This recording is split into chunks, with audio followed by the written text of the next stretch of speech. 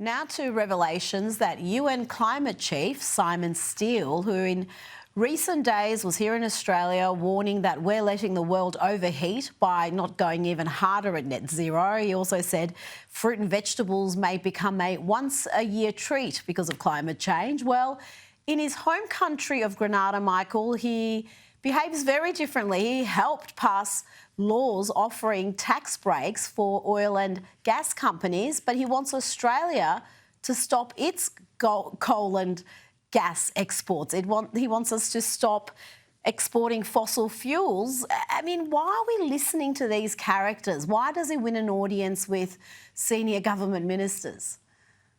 Because if you are from the UN, you're going to get an audience, and the news media are thirsty for public speakers of international standing, whether it's justified or not.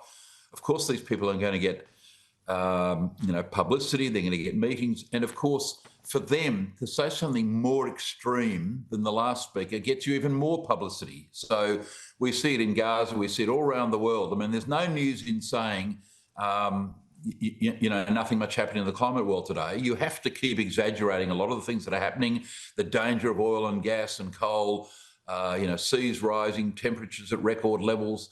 And unfortunately, to justify a lot of what they're doing and the massive amount of government expenditure across the world, you have to keep making these extreme types of statements. The media love it, the public are intimidated by it, and they win their argument. And that's what's happening globally, Rita.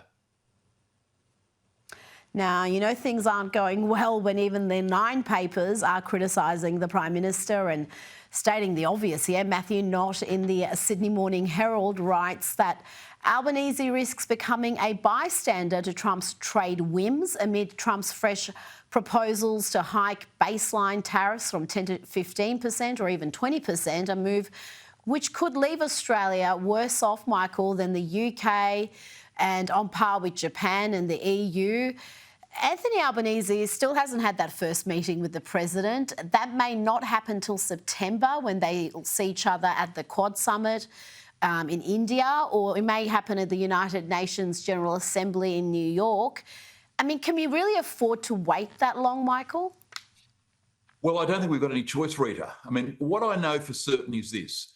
Albanese will not appear in the Oval Office with Donald Trump. Why won't he do that? Because the Australian ambassador, Kevin Rudd, all protocols tell you, would have to be in the room. You cannot have, the Australian government will not allow Kevin Rudd to be in the same room as President Trump, given what Rudd has said about Trump publicly over the years. It would be potentially an explosion in humiliation, a lesson in humiliation. If JD Vance or Rubio says to Kevin Rudd in the meeting, aren't you the bloke that called President Trump here a threat to democracy, a crazy man, a village idiot? I mean, that meeting could explode into something a lot worse than the Zelensky moment. So he will not go to the Oval Office because of Rudd, which means he's going to try and softball it by having a meeting with Trump on the sides of one of these conferences, picture opportunities one-on-one with Trump in those chairs that we see, but without the ambassador being there. And that's because he can't have a meeting with Rudd present.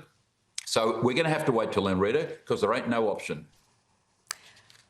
So, yeah, to save the ambassador and to save Albanese's embarrassment, we may end up with a worse trade deal. I mean, this is pure madness. Michael Kroger, thank you so much for your time tonight.